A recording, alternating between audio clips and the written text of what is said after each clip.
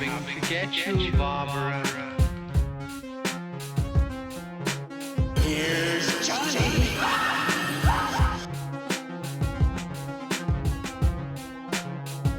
Like scary. Hello, everybody, and welcome to Scared Speechless, the podcast where two grown men who are all about the treats, so don't even try to trick us, try and find the words to describe our favorite and least favorite horror films. I'm your host, Jake, along with my co-host, Aaron. That's me. How you doing tonight, Aaron? Man, I'm doing quite fine. In this lovely fall. It's gotten a little bit cold recently. It's gotten colder. Yeah. That's awesome. No, it used to be like super fucking hot, and then it just goes to like super cold or like Yeah. mild, and then it just gets super hot again. That's what I love Then about... it started getting cold, and then it got super fucking hot. Well, that's what I love 100 about degrees. like East Coast PA weather is you go straight from So weird. it's like 85 degrees to 90 degrees to then it's like you get a solid 3 weeks, maybe 4, where it's like good sweatshirt weather. You know, you get that nice 55, 60 degree weather, and then it hits like November and it's just misery Yeah. and pain until March. Oh my god. But I am very much enjoying the weather recently. It makes watching horror films so much more fun when the atmosphere and the time of year is kind of perfect. And Yeah. atmosphere and the time of the year is very integral, in my opinion, for the movie that we are about to discuss on this here episode of Scared Speechless. If you don't mind letting the people know what we will be talking about tonight. We will be talking about Halloween 2. The second Halloween. The second one, the original second one, not Yes, the original second one, duh.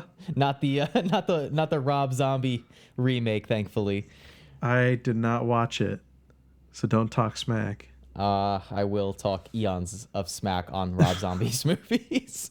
But yeah, so this was in part I first off this was kind of my mindset in general before Aaron had even brought it up to do one Halloween movie every year, one episode on a different Halloween film each October.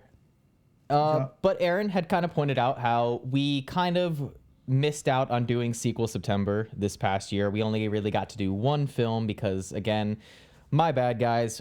Personal stuff. I needed a break and needed to deal with some stuff. Don't But sweat, man. Do what you gotta do, man. yeah, sometimes life gets in the way, you know. But Aaron suggested that not only do we do Halloween 2, but also Halloween 3, which will be next week's episode. So you guys, Season of the Witch. Season of the Witch, baby. And so you guys are getting 2 Halloween films this October. Did he win? Did he win the drag race? Yeah, I sure as fuck hope so. Jesus Christ. Sorry, guys. A little bit of outdoor Goodness noise gracious. at, fucking 8 o'clock at night. But yeah, so anyway, we decided to do 2 different Halloween films to kind of counteract and make up for Sequel September and us missing out. So tonight we are talking about Halloween 2 from, 1981? And Aaron can give you guys his typical backdrop of the movie and kind of set the scene. Yeah, so this is Halloween 2, 1981, as he said, rated R, an hour and 32 minutes. It's a nice length, man. Perfect pace. 6.5 out of 10 rating on IMDb. Directed by Rick Rosenthal, written by John Carpenter and Deborah Hill. Stars Jamie Lee Curtis, Donald Pleasance, I think. Yep. And Charles Cyphers. And my favorite And name in the cast, who, fun fact, was also the stunt coordinator, but the actor who played Michael in this film, his name is Dick Warlock. nice. Yeah, That's so cool. yeah. Also, you said was it 6.5 on IMDb? 6.5, yeah. Did you see the Rotten Tomatoes score for this movie? No. Dude, what happened with that movie? Look it up right now if you have your computer. Okay. If you have Google up or something, look up the the Rotten Tomatoes score for this movie. Doing a little on the podcast research here, but I need him to see it with his eyeballs because it would be better than me saying it. I got my glasses on. This is perfect. Okay, Halloween 2 Rotten Tomatoes. Is this the right one? Oh no, this is the wrong one. This one.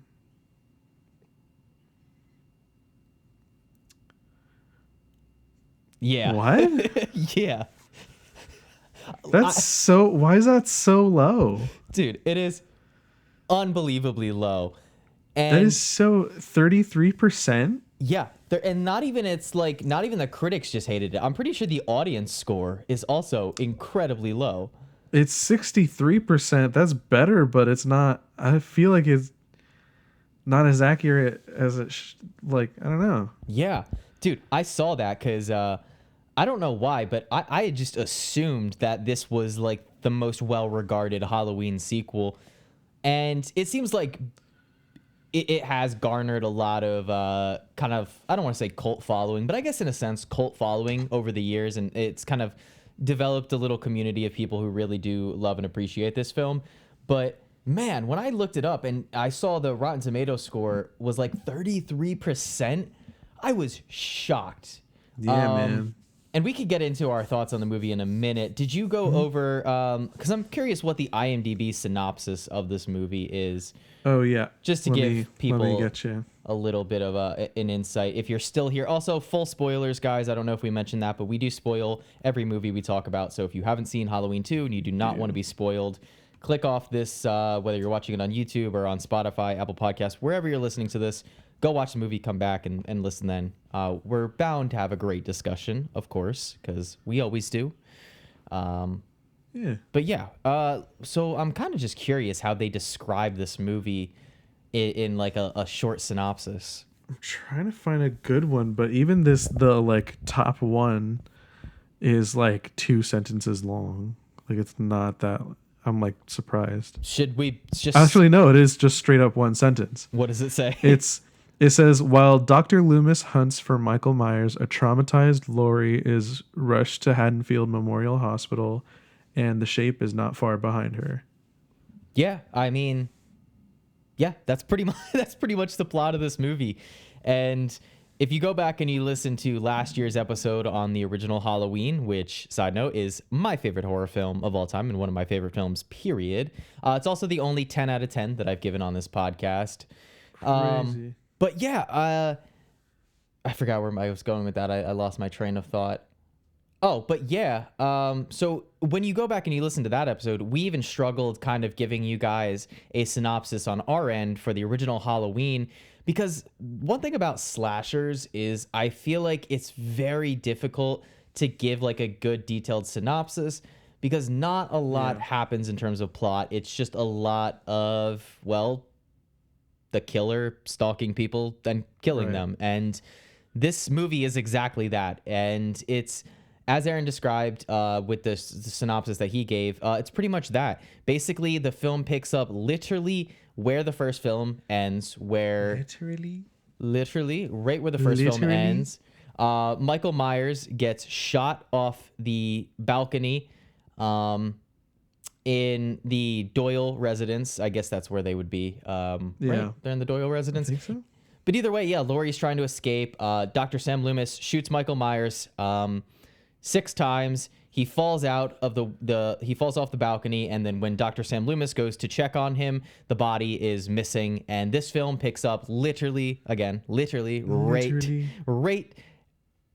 when that movie ends. So you pick up, and immediately Michael Myers starts, going from place to place, walking around the neighborhood, committing more murders. Meanwhile, Killing Laurie bitches. Strode, traumatized by what just happened to her, still injured from her altercation with Michael, gets transported to the Haddonfield Hospital. And yeah, that's your film. You have Michael Myers going around killing more people, a lot more deaths in this film than the previous one, while he makes his way to the Haddonfield Hospital to finish off what he started and kill Laurie Strode. And I have to ask, I am gonna call Aaron out here because Okay. earlier he texted me and he made a pretty bold claim that I want to know if he stands by, where he said that he feels that he might like Halloween 2 more than Halloween 1. And Okay. I want to know if you still stand by that, or if you've kind of gone back on it. Well, let me just kind of explain myself here. What I meant by that, I mean, like, okay, so like overall, I think the first Halloween was like better in quality. Like the story was like just so well written, and like it was just so it was really good. Like it all worked really well. In this one, I feel like I just had more moments of like, oh, that was fun. Like Yeah. it was like it really got me, like sucked in, you know. And I just like appreciated that. And it felt like something I would be probably more inclined to rewatch, you know, if you know what I mean. Yeah. No. And I will say, I don't think you're alone. I think most people who have seen both of these films would probably prefer the first film, because it is like the classic of the genre. But while I was doing some research, because I don't know if I mentioned it to you, but in preparation for recording this episode, I did a little bit of research, more than I normally do, and I listened to a 45-minute behind the scenes / documentary / the making of Halloween 2, where you just get a lot of different interviews from Rick Rosenthal, different cast members in the film, Dick Warlock, who talks about not only playing Michael Myers, but also the irony of his name. Yeah, it's the best name ever, Dick Warlock. That is incredible. But Super yeah, cool. he mentions not only obviously playing the character of Michael, but how he performed the stunts and how he directed the actors to do the stunt work and whatnot. But I looked in the comments section because it was a YouTube video, and quite a few people were saying like they sort of where you're at with it, where they recognize that the first film is the classic, and in terms of quality and making a mark in the genre, that Halloween 1 is probably, you know, obviously the better of the two films, but they personally enjoy the second one more. And a lot of them were saying, like, a lot of people surprisingly in the comments were saying like that Halloween 2 is their favorite horror movie, which Wow. it's cool because, again, we talked about how this movie has such a low Rotten Tomatoes score, and even the IMDb score is kind of low with a 6.5, but it's cool to see that a lot of people have over time kind of turned a cheek and ended up loving this film. But you know who hates this movie? Who's that? John Carpenter. Really? John Carpenter fucking hates this movie. I was watching an interview, and I don't know if he still holds the same sentiment today, but he was talking about an interview when he was promoting one of his films called Starman back in the 80s, and he's like, yeah, I really like Halloween 3 because I think it's really unique and it's different and it's cool. And he's like, unlike Halloween 2, which... And these are exact words. He goes, unlike Halloween 2, which I consider an abomination of a movie. Oh my God. Yeah, he calls it an abomination. That's which, so intense. to keep in mind, folks, he wrote the movie. Yeah, he did. He wrote the movie. He was, which another fun little tidbit, and I don't know if it's in the IMDb trivia, but he really didn't want to do a Halloween 2. He really just did not. He only wanted to make the first Halloween, wanted to leave Michael Myers alone and not touch it. But it was such a massive success. So obviously the studio was like, you know, we have to do another one.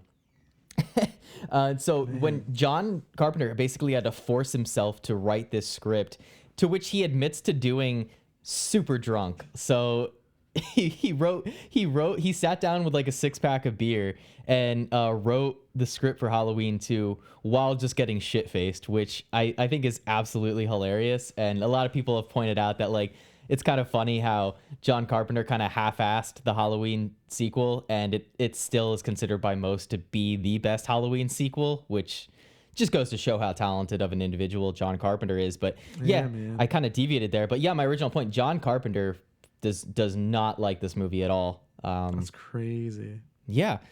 So in terms of, I guess how to discuss this movie, yeah, I guess I'm mostly curious because I've seen this movie, multiple times. But since you watched the first Halloween for the first time last year and you watched, the sequel now for the first time, I just want to get your thoughts on it. Like, what did you think? What did you like? What did you not like about Halloween 2?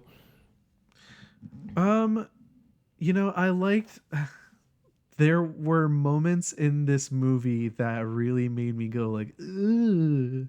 Like I texted you while I was like watching it. And I was like, oh man, like that, I just saw something that made me go like gave me the heebie-jeebies is what I said. Yeah. And you were like, oh man, I hear you. Like there's this one thing that like that really got to me, like no scary movie has in a while or something like that. Yeah. Do you because I forget what exactly my exact phrasing was. I think I said I said there's one particular scene that makes me more stressed than any other horror film has in a while, and I'm curious if you know what scene stressed me out the most. Well, for me, there were a couple. Yeah. Well, there were a few. There were 3 that I can like think of up the top of my head. The first one, and it. You just had it, man. It freaks me out. Yeah, I feel like I just physically saw like a shiver go up your spine. Yes, that was not fun. Fuck. It was in like the beginning, and there's like ambulances all over, and then there's this mom who's like walking her kid and like covering his mouth or whatever. And she's just like, oh, just walk slow, like you're okay. And then like it's like revealed like why she was covering his mouth. And he bit, it looked like he bit into a razor blade and it was like stuck in his mouth. And I was like, fuck. I was fucking, oh my God, man. It was so bad. I was dry heaving. Yeah. I was like, ugh. No, I feel bad for anybody who's listening and the gore in this like movie. Also gags. The gore in this movie is like sound way elevated as opposed to the original. Oh man, is it ever? Yeah. There was that one. Was that one of the things that you were talking about? So I want to preface I this have 2 more to help you just in case. To help you narrow it down and guess. It is not like a kill. It's not a kill or a scene that's like gross out, like makes me unsettled or like scared per se. It more so like drives up my anxiety because of like what happens. Like it's hard to explain, but there's one scene, I will give you a little bit more of a hint. It is later on in the film, like closer to the 3rd act, where it happens, where the event that happens, like I instantly am filled with like so much dread and anxiety. Okay, so then I think the 2 things that I had are not that. Okay. So the one was when like they're in the hospital and Michael Myers is going to the like this one room where I don't know what it is. It's like they're like having like a hot tub like bath or something like that. I was also confused why there's just like a random hot tub in the hospital. But so like this what's he, a nurse or a doctor? I think they're both nurses. Yeah. So like this dude nurse is talking to this lady nurse, and he's like, "Oh, let's get like freaky, whatever." And so they're naked in this like hot tub room, and then Michael Myers comes in, and like he does his thing, kills the guy, and then comes up to the lady, and he made the water like scalding hot, and he like shoved her like head in it, and then like when she came back up, they had this like effects, it's like special effect like shit on her face where like it was like her skin peeling, and I was like it made me crawl. It made my skin crawl, man. I was like, ooh. Yeah, I will say that is I'll go on record and say, as someone who just recently rewatched all 13 Halloween movies, that's probably my favorite kill in the Halloween franchise. Wow. I love oh wait, no, that's not true. My favorite kill is in Halloween 3, which we'll get to next week. But my favorite Michael Myers kill, I will say, is in this one, and it's what you said. It's because it's every time he shoves her face in and pulls it back up, more and more like layers of skin have been burned off. Yeah, and it's like fucking gross. It's disgusting, but it's so fucking good. Terrible. And then the last one. Yeah. The last one that I had was I forget the context. Oh no, this lady, I think she was like warning the doctor or somebody, whoever, and like he's like sitting in his chair, like facing away from her, and then she's like, "Oh, like what's going on? Like answer me, whatever." And then she goes and she sees him, and it's like he's there, like dead, and like there's like a needle like through his eyeball, and then they go close up on it, and I'm like, fuck.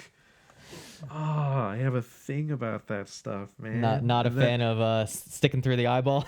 Yeah. And then Michael Myers goes and like grabs her and like pulls her back and like takes out a syringe, and then like shoves it, I guess, like through her skull. Because like the way that it was placed, it was like did not look like it was like going, like under the skin, like when he shoves the needle through the nurse's eye. Yeah, but it's not like even like through her like eye. It's more like it's like the side of it. Yeah. So fun fact about that kill, because that actress is one of the girls who were featured in the documentary. She was talking about it, and she was like, me being like so into the scene and into it. She was like, I was so excited. She's like, because once it goes, like the needle goes through my eye, like I'm just supposed to like drop, and I wanted it to be like super realistic. So like I literally just like let my body go limp and just like fell to the floor. And she goes, but when we went to do the actual take, somebody had accidentally forgotten to move a table that was nearby. And so when she fell, she smacked her head off the table, busted her eye open, and she's like, meanwhile, the cast and crew are freaking out, but she was like, I just kept screaming out, use the take. And because she's like, it's real blood, like use the take. Like it fully busted her eye open. Jesus. And they had to take her to the ER room, and she got 8 stitches in her eye from hitting her head off the table. all for this one scene in a random Halloween movie. Oh my god. Yeah, it was like, and she's talking about it in the documentary, dude. Like it was like some fun time. Like that's like, that sounds pretty awful. But yeah, she was like begging them to use the take, and I guess, I don't know, forget why she said in the documentary, but they ended up not being able to use it. It sounds like this production was kind of hell. Like it doesn't sound like it was like the smoothest of productions, and one that I had to really, really laugh at. And I'll get to the scene that I was talking about earlier, the one that filled me with dread and anxiety. But so in the film, one of the sort of subplots that develops is that there is a male nurse who works at the hospital named Jimmy, who develops sort of I don't want to say romance, but a flirtatious back and forth. Crush. Yeah, crush, flirtatious back and forth with Lori after she's brought to the hospital. And it's kind of sweet. I could see someone like viewing it as a little creepy, but I took it as just like a sweet little crush that he had on her. The Nightingale effect. Yeah, and like they had this, they had like a nice rapport and good chemistry and everything. But later on in the film, Jimmy finds a nurse bleeding out in one of the rooms, and there is a small pool of blood to which he slips on and smacks his head. Yeah. However, one of the funniest parts of the document, it's very silly, because dude, he busts ass. Like, he slips so hard. Like, it's like cartoon shit, bro. It's like how a character like in a cartoon slips on a banana peel. Like, he fully just fucking flies in the air. But what's funny, it's hilarious. What's funny about the behind the scenes for that one is that supposedly they spent all day building this giant pool of blood. Like, this giant massive pool of blood, like gallons and gallons and gallons of this fake red blood. They built like a platform and everything, and then it took them all day. And then towards the end of the day, Rick Rosenthal, the director, said, you know what? There's no way this amount of blood could actually come from a human. So they lost an entire day, cleaned up the blood, and then the next day just put like just dumped one bucket of blood on the floor, and that's the amount of blood that you end up seeing in the actual final version of the film. What the fuck, dude? Do you know how pissed I would be if I was on a film set and I spent a full day of shooting building this like bloodbath and then not even using it? Oh my god. Oh, I didn't even mention. I thought it was a kind of neat, but you know how we were just talking about the hot tub kill. Apparently, the actual hot tub was ice cold as opposed to like scalding hot. It was like super freezing cold because the actor who plays the guy was talking about. Dude, this is a weird documentary. It's so weird, and because I'm sorry, I'm going on like a detraction, but everybody in this documentary is just saying like the weirdest shit because the actor who played the male nurse who gets killed right before the female nurse gets drowned in the hot tub, they were talking about, he was talking about how, the one girl, she was like, oh, he was in my acting class, and I thought he was very hot, and then he showed up on set. And obviously it's a naked scene, so when, he took his underwear off, let's just say we were all pretty impressed with what he had down there. And I was like, why is this, like, relevant to the making of Halloween 2? Like, you talking about this guy's dick size. And then they further it because he's like, oh, when I got into the... Because he was talking about how the female actress in that scene got really nervous and didn't want to do the nude scene, but then he went in first, got nude, and then it kind of made her feel a little bit more comfortable, and then so she got in. But he's like, the second I got in, he's like, I looked down and it looked like a raisin down there. Oh my god. And I was like, dude, why? This is so irrelevant to like the making of this movie. But anyway, I thought that was funny. But funny. To get back to my original point, because we try to come full circle. So the scene, and it's gonna sound silly, but the scene that filled me with the most dread in this movie is when Lori escapes the hospital and goes out to the parking lot. And I'm not sure if she realizes it or if it's earlier on in the movie when one of the nurses realizes it, but it's shown that Michael slashed all the tires of every vehicle in the hospital, so there's no way of driving off. To which Lori decides that the best plan of action, the best course of action, is to hide in one of the vehicles, to which it seems like it works. And it's so... For a franchise that prides itself off of its music and implementation of musical scores, it's so deathly silent in the parking lot, and she's just hiding in this car. And this is directly after the scene where Jimmy falls in the blood and hits his head. But basically, she looks around, Michael's nowhere in sight, and then someone opens the car door and enters, and thank God it's Jimmy. And you're like, okay, she has someone else. This guy's shown to care for her. She's not alone anymore. And then this dude. And then this motherfucker says, he goes, he says something like, oh, we can finally get out of here.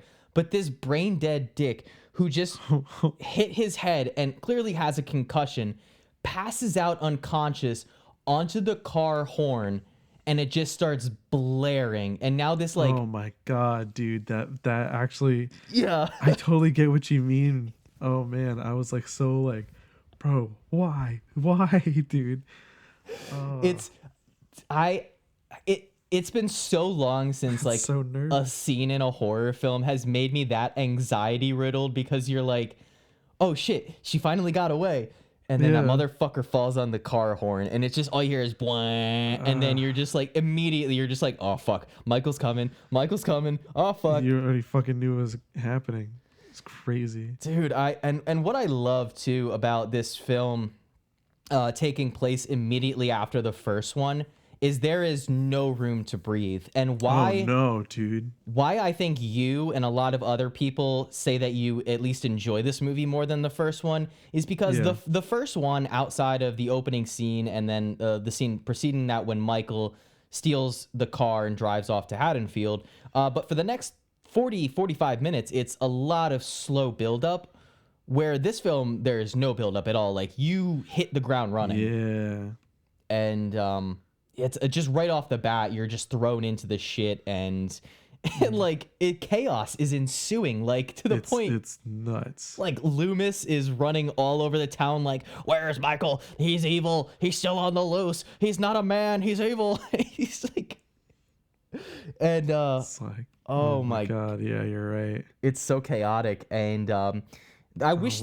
I thrive on the chaos. I wish they played up on the chaos a little bit more, because like you really do have something there with the idea of this masked madman who just murdered 3 teenagers on the loose wearing a Halloween mask. Meanwhile, it's still Halloween night and everybody is wearing Halloween masks, including, and I'm not sure if you caught this, and it was part of the reason I kind of wanted you to watch Halloween 1 before 2, but we ran out of time.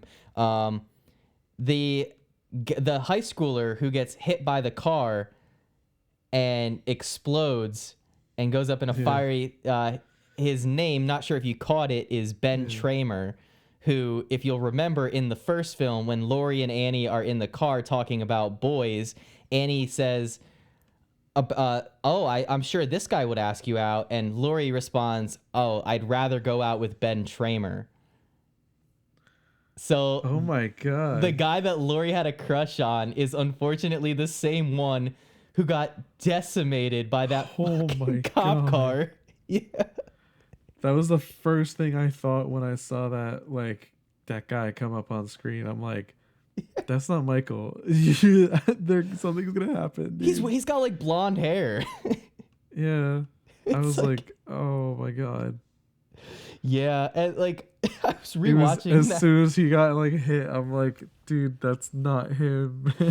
Bro, if you need any scene in this movie to indicate that this movie had a much larger budget than the first film, it's that scene It's there. that fucking scene. Because yeah. this car hits this high school kid at full speed, crashes into another car, and just explodes in like a fiery ball of of death.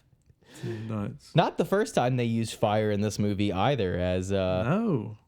climax of the film has Michael Myers burning to death, which I guess, seeing as we got a plethora of sequels, didn't end up killing him.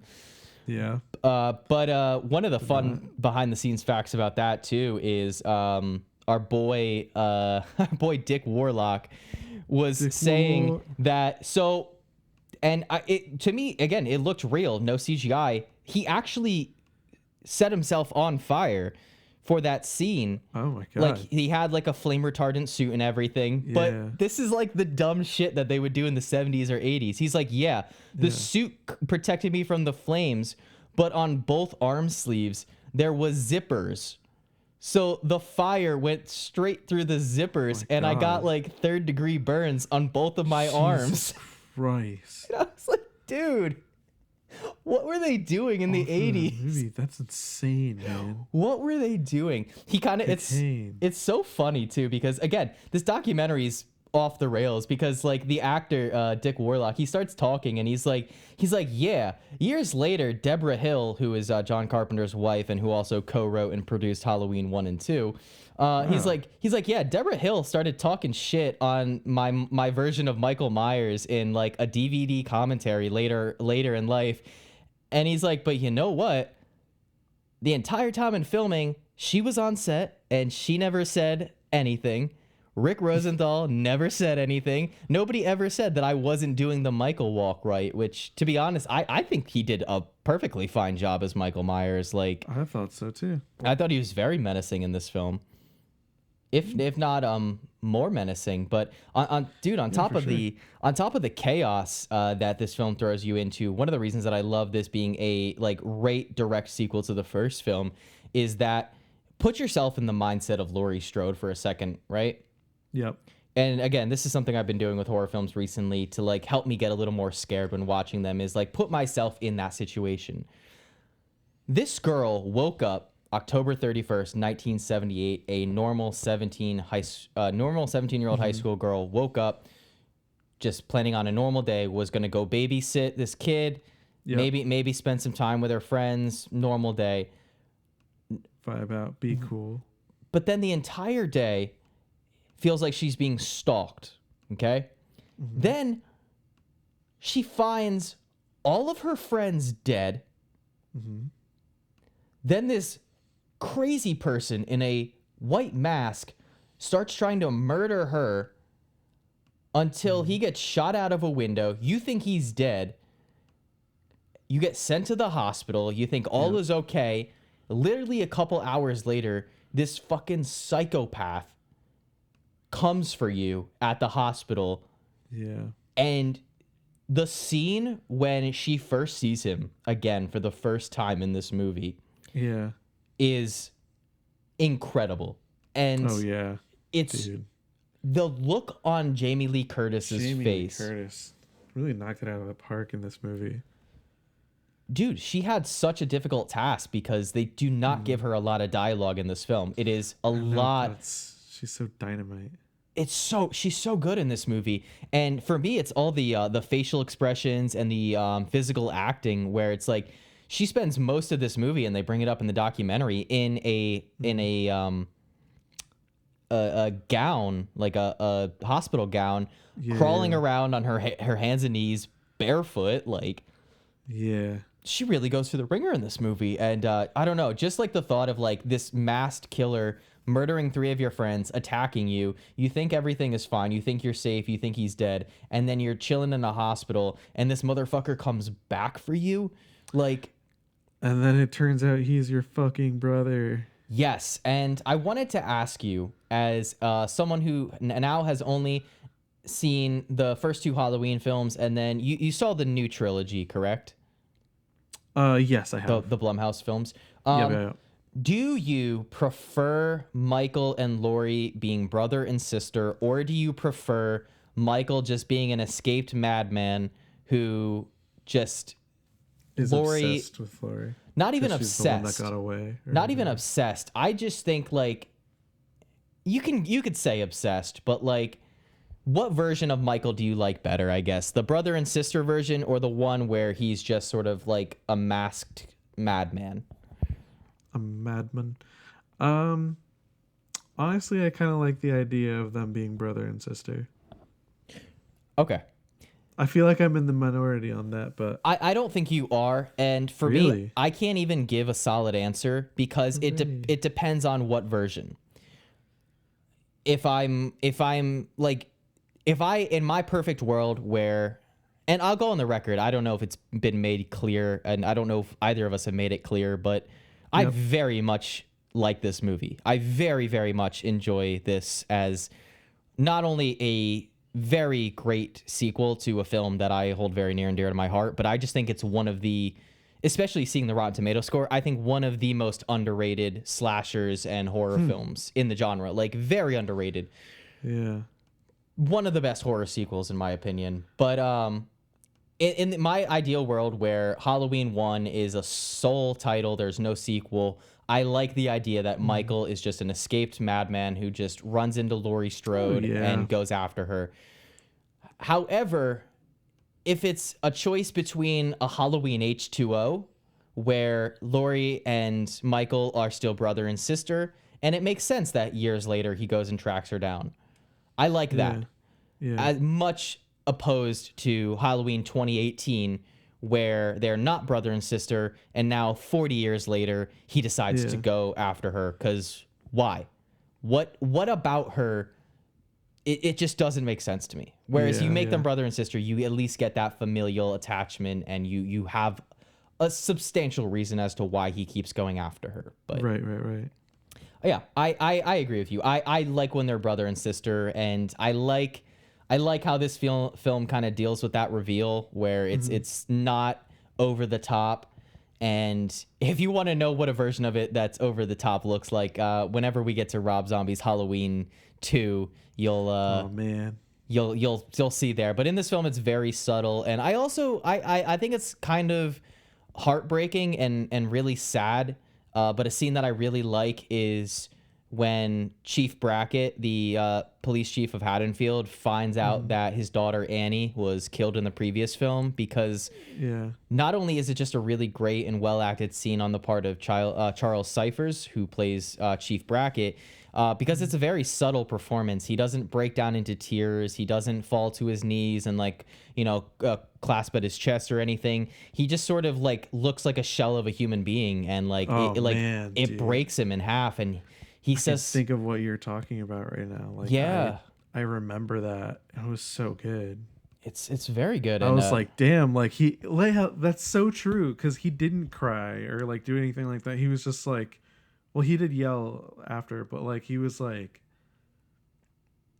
he just looked down and looked so broken, dude. Yeah, oh man, like a shattered version of a person. And I'll never forget the way that he delivers his line in that scene, where he's almost his words are kind of breaking up, and he's like, I have to go tell my wife before someone else does. And it's just soul crushing. It's so sad, because you watch the events of the first film, and it's sucks to see these innocent teenage girls get killed, but then you follow it up with seeing her father, the destruction. Yeah, and that's a lot of what this movie is, on top of adding more kills and more gore and more intensity. But it's a lot of the fallout of that first film, and it's cool to see what happens after the events of that first movie. No, it was I really liked, because I feel that's kind of that kind of ties in with what you were saying about how the movie just hits the ground running. It doesn't give you that space to breathe, in terms of catching up with everything. It's you're in it, and you're ugh. So how it followed up with after the first movie, I thought it was just done so well. They really depicted a somewhat realistic way of a town just distraught. Yeah, way better than how Halloween Kills tackles that very theme. And that's why it's just and what I wrote in my notes is just that it's not a groundbreaking film. It's not, to me, I don't think it captures that magic and that lightning in a bottle feel that the first film kind of does. But what it does do is just provide a very nice and satisfactory and complimentary film to the original. Again, and even not watching the first one before this, you can see exactly how it would work in such good tandem watching the first and second one.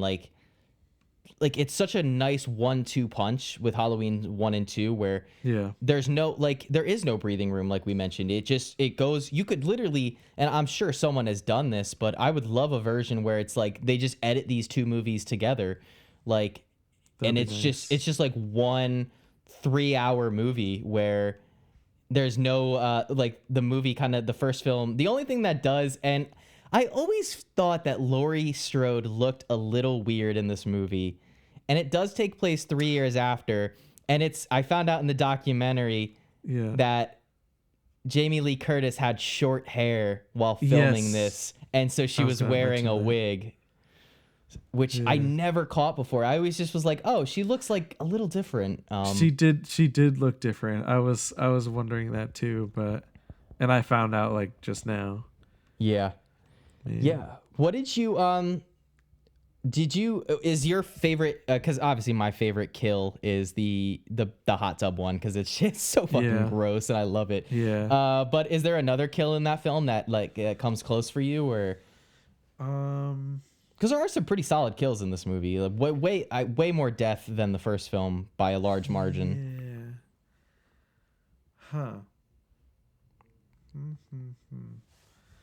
I feel like there was one that I liked, but it's not coming to me right now. I personally, I very much like the kill. We just talked about that scene, but when Laurie first sees Michael for the first time in this film, it's preceded by her looking and seeing the nurse, this blonde nurse who just gets hoisted up by Michael.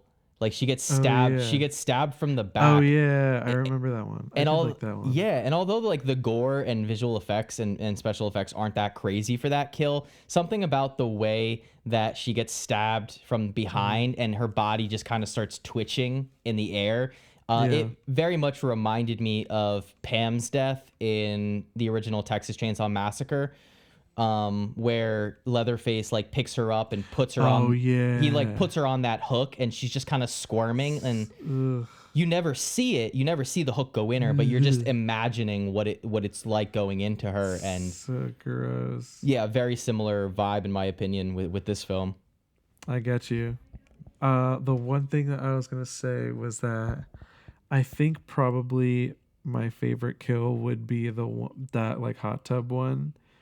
Because like, and this was like a detail I had thought of as I like watched it. Yeah. But it was like when he would like throw like hold her down and stuff like that. It's like that water is still scalding hot. It doesn't matter if it's on your face or not. Like he's holding his entire like wrist. Like he like went down to like his wrist like, in the water, and it's like. That's how fucking insane he is, because that's all he wants to do is just like kill, and he doesn't care if he gets hurt in the process. Like he's a fucking monster. It was scary. It's so that's if there is the first two Halloween films easily do the best job of portraying Michael as just this pure embodiment of evil and this just walking like just version of death. Like he's like the Grim Reaper in a sense. It's like he shows up and you're just absolutely fucked. But my God, what I loved so much too is like, and it's obvious, but the more you think about it, the more fucked up it is like you said, it is a scalding hot tub. So it's not even just getting drowned. Like getting drowned is already horrific enough because you're just being plunged into water as like your lungs fill up with water and you like are unable to breathe, and then you add on to that it's like scalding hot, and again every time her face gets lifted up, just more and more skin is like melted off of her face. It's so good. And then obviously you get so many other good kills in the film, like you know, the knife or the needle through the eye. I love again that knife stab in the back of the nurse.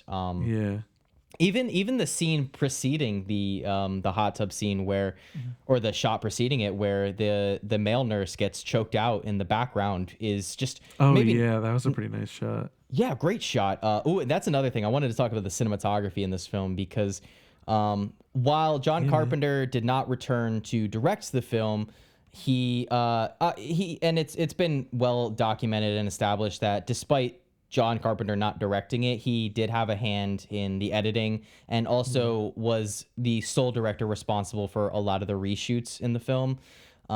Because fun fact, and I'm not sure if you read this anywhere, but the original version of the film was much more in line with John Carpenter's original that relied more heavily on suspense and less on gore and violence. Yeah.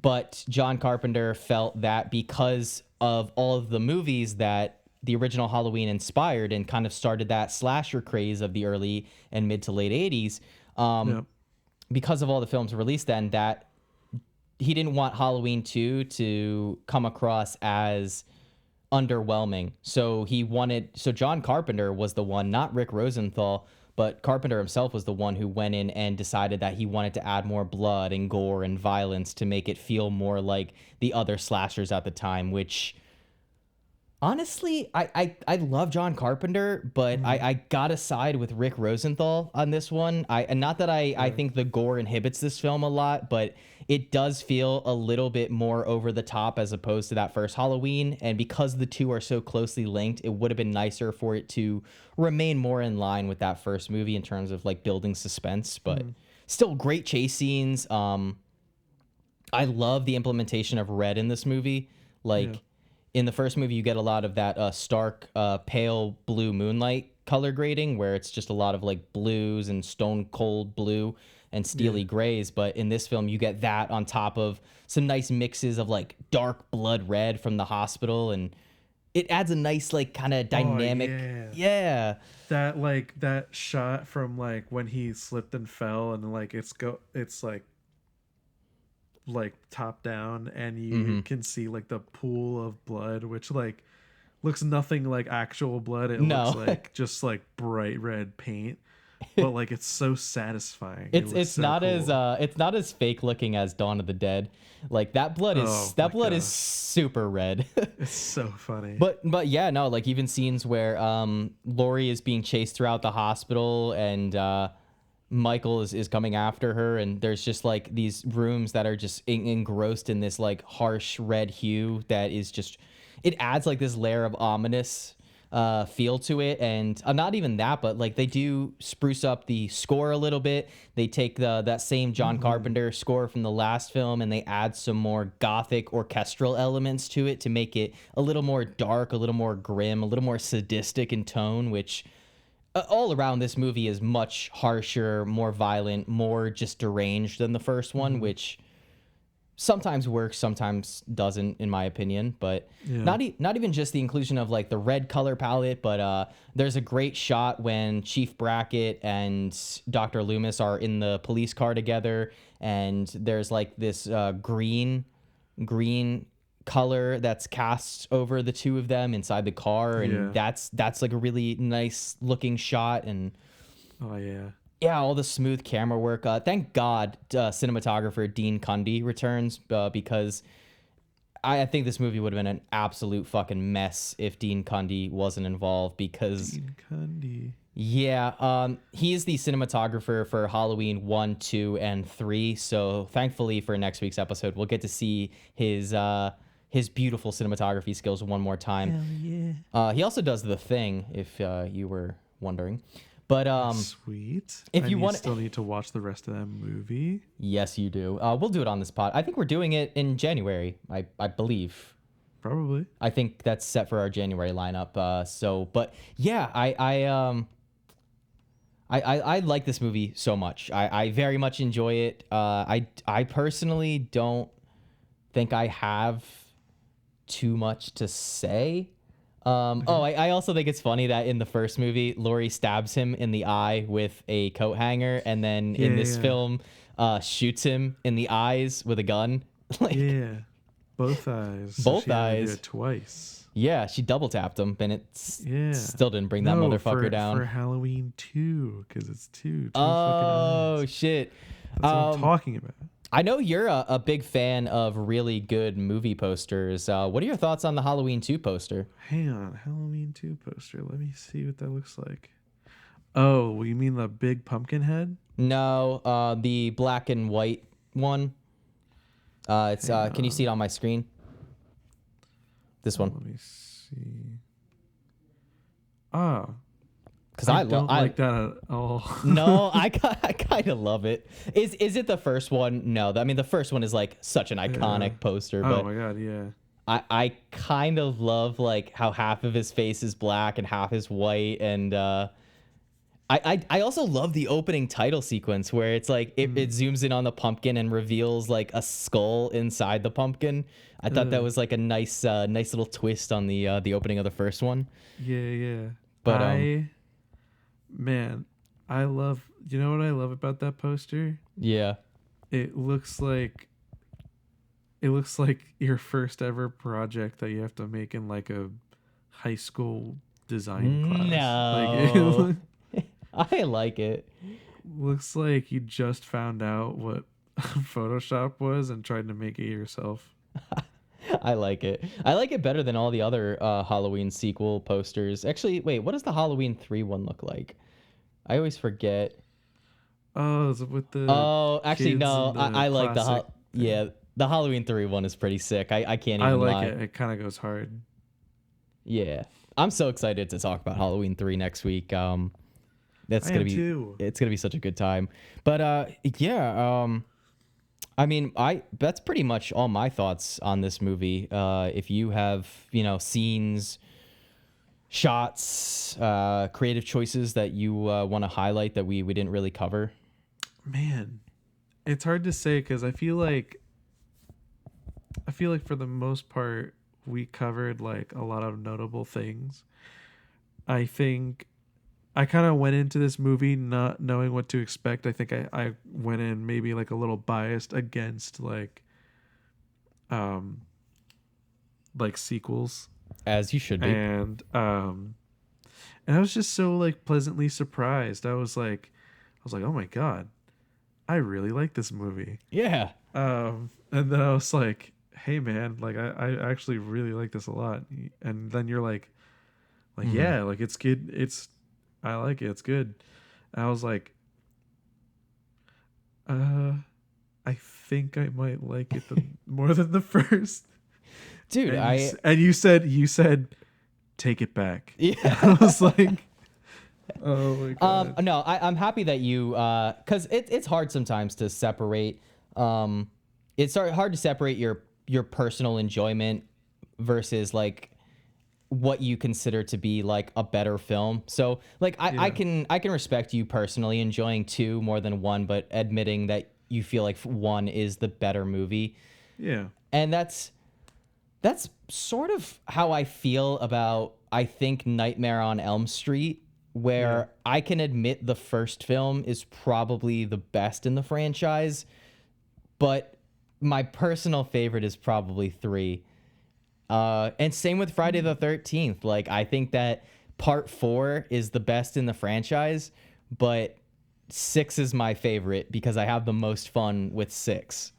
Ooh. So Gotta watch these movies. yeah, absolutely. I mean, one of these days, I just showed Aaron the other day that it looks like Blumhouse is aiming to reboot the Friday the 13th series next after doing Halloween, and then Exorcist Believer just came out, which supposedly, despite all of the negative reviews that movie is getting, apparently Blumhouse has 2 more Exorcist sequels planned, which please just get it. If you're gonna do it, just get a different director.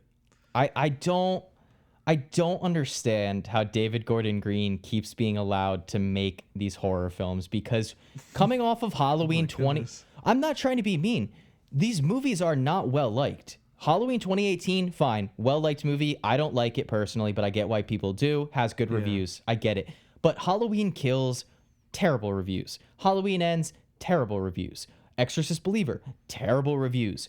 How does this man keep getting greenlit to make these fucking movies? Just get somebody else. Like, there's so many talented young directors.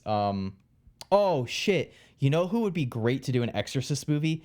The 2 guys who just did Talk to Me. Oh yeah, those the Raka guys. The YouTube guys. They would be fantastic. I'm not sure if you saw it, but Talk to Me was spectacular, fantastic movie. Man, I didn't get to see it, but I heard just about like that. So, man, fucking wish it were me. But shit, do you want to get into scores then? And we already talked about next week's recommendation, but so. Yeah, all right. I mean, I think It's the guys. This one's harder to talk about. It's if you liked Halloween 1, you're gonna like Halloween 2. It's a lot of the same. Like this movie, yeah. Yeah, I don't see how someone could enjoy the first Halloween and then watch this one and be like, yeah, this is a pile of shit. Like, I don't get it. It's John Carpenter can. Dude, John Carpenter, when you go watch the I'll send it to you after we're done recording. He looks so pissed off talking about this movie. Like, oh my god.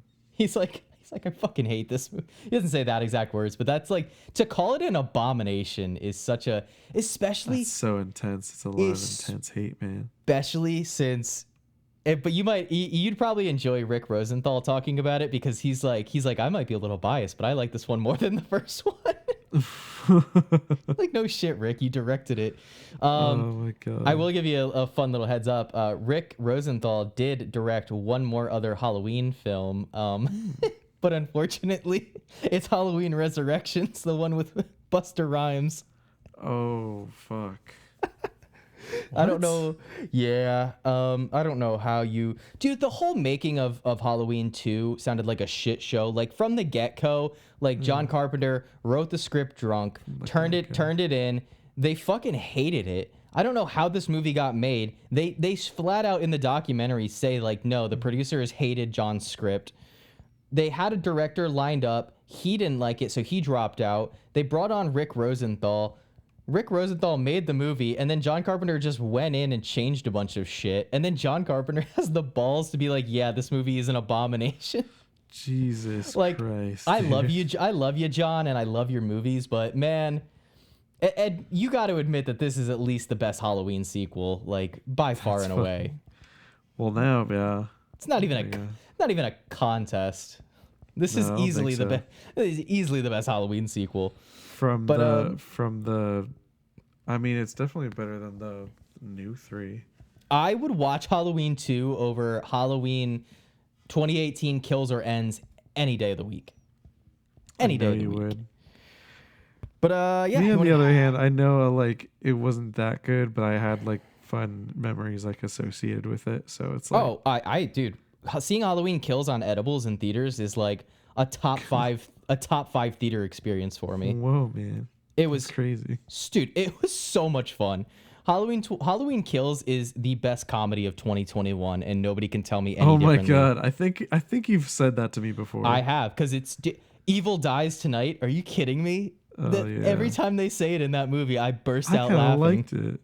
The movie or that line? That line. Yeah, but Aaron, Evil didn't die that night.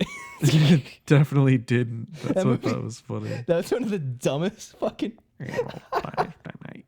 And I'm gonna do a little self plug here.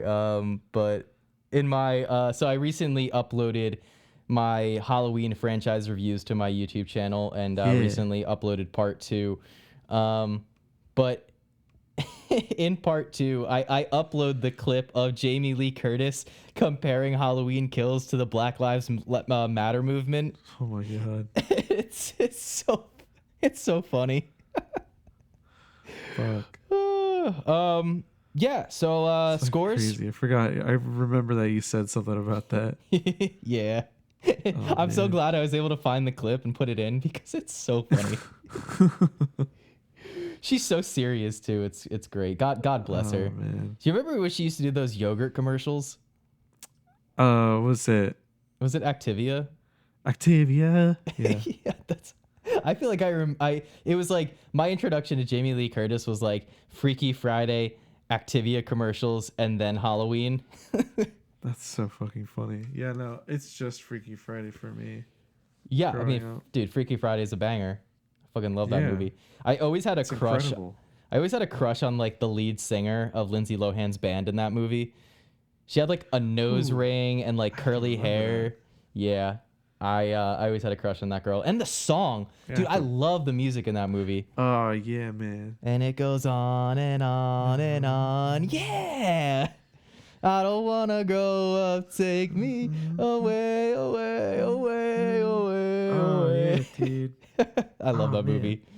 Hey, guys. I'm going to fucking watch that movie after we're done with this. Dude, I might too. No, I'm in horror movie mode. I got to watch maybe I'll finish. I started watching what is it? The Exorcist 2 the other night, and yeah. Jesus fucking Christ. What a fucking boring piece of shit. Damn. I got like 40 minutes in and I was like, this is so boring. That's intense, man. But yeah, want to get into our scores? Yeah, for sure. All right. I am going to give this one a clean 7.5 skins peeling off a dead nurse's face out of 10. My God. Yeah, sorry for that graphic image, but All right.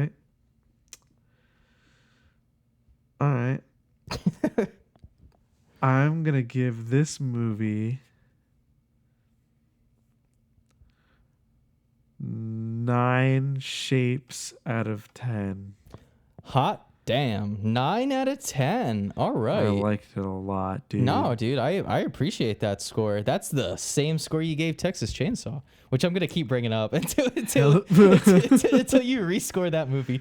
No, yeah. Oh, actually, no, you man. didn't even give it a 9. I think you gave that movie like an 8.5, something like that. I forgot there was something else. One last thing that I wanted to mention that dude, go I for just it. saw is it made me giggle because it made me think of our podcast. Oh yeah. Yes, they like at some point bring up the idea of, in quotes, Samayan, and I was like, actually it's Samhain. And like thinking back to Trick or Treat with the one girl who knows the how to pronounce like Rhonda. Yeah, Rhonda. Oh yeah, her name was Rhonda. Yeah, Rhonda the bleep. Won't say what they call her. I was just re-listening to our Trick or Treat episode. Dude, I fucking love our Trick or Treat episode. Yeah. Well, because the reason I brought that up in that is because the character in that movie is called Sam, and the way it's spelt out, even in this movie, is Samhain, but it's pronounced Samhain, which makes no fucking sense. Like, why is it spelt that way? Half the letters I don't know. Ask the freaking don't what exist. is it? Celtic. Celtic. Yeah. Celtic traditions. There you go. But yeah, so Consult the Irish. I did a little math. You gave this a 9, correct? That I did. So this movie gets I won't take it back. No, as you should not. This movie gets a combined 8.25 out of 10 between both Aaron and I. Getting into next week's recommendation, which we already talked about, so we're going to kind of gloss over that. But guys, we are continuing. We're doing the next film in the Halloween franchise as our last film of October. That is Halloween 3, Season of the Witch, which is the only Michael... Season of the Witch. It is the only Halloween film not to contain Michael Myers, so that should be exciting. I'm excited to get Aaron's thoughts on that movie. It's not a spoiler. It's a spoiler for me. Well, dude, it's so funny. When I first watched that movie as a kid, I didn't know that Michael was in it. So like, it's like an hour into the movie, and I'm like, where's Michael? When's he gonna come in? I was like, what's this weird plot? Where's Michael Myers at? This doesn't even take place in Haddonfield. But yeah, so you were a former film student back in your younger years. Oh yeah, I've been pretentious since I came out of the womb. No, that's not true. If anything proves how much of a not pretentious person I am, it's how much you drink black coffee. I love black coffee. It's delicious. The fuck up. No. I was gonna say in terms of movies, my love for slashers of all kinds. Like, if you guys could see my Letterboxd and seen how many slashers I've seen in the last 2 months, you'd probably think that I am like psychotic. But yeah, anyway, guys, like I said, Season of the Witch. I hope you guys have been enjoying our Halloween episodes, as well as just our October. You know, I feel like we've done a pretty good mix of October spooky movies. We did an animated film. We did a scary film. We did childhood fun movie with Scooby-Doo. We did Coraline. You know, we did a lot of fun stuff. Now we're doing Halloween's 2 and 3. But I hope you guys are enjoying it. Yeah, thank you guys so much for listening. As always, we appreciate every single one of you guys. Seems like our episodes are doing a little bit better on YouTube. So if that's your guys' preferred method of listening to our podcast, then we very much welcome it. It also is the easiest spot to get in touch with us, guys. Leave a comment on our YouTube channel, or you can directly DM us over on... Yeah, subscribe to us, dude. We only have 2 subscribers. Smash that like button, y'all. Damn right. Interact with us a little bit. We're right young now, and hip. guys. Right now, before we blow up, is the best. Right now, before this podcast takes off, really is when you're gonna have the best chance of getting a movie suggestion. We have the next couple months kind of locked down, but if you guys have a suggestion and you really want us to do it, we will try to make that one of our movies that we talk about in the near future. But again, guys, we thank you so much for listening. I don't want to ramble on for too long. You can find this podcast on Facebook and on Instagram at Scared Speechless. If you don't want to message us on YouTube or leave a comment, you can also DM us on Instagram. Probably best not to send us a message on Facebook. I don't check that page too often, so I may not respond. But yeah, follow us on Instagram as well as YouTube. Listen to us, you know, wherever you get your podcasts, YouTube, Spotify, Apple Podcasts. We are on all 3 platforms. Throw us on whenever you get a free chance to listen to 2 guys ramble on about some horror films. It's always a good time, whether it's a serious discussion or a more lighthearted, more fun, free-flowing one. I feel like we always put together a pretty decent conversation. And yeah, so, you know, your morning drives into work in the morning, your drive home from work, your morning walk to go get some black coffee, because black coffee is the best way to drink coffee.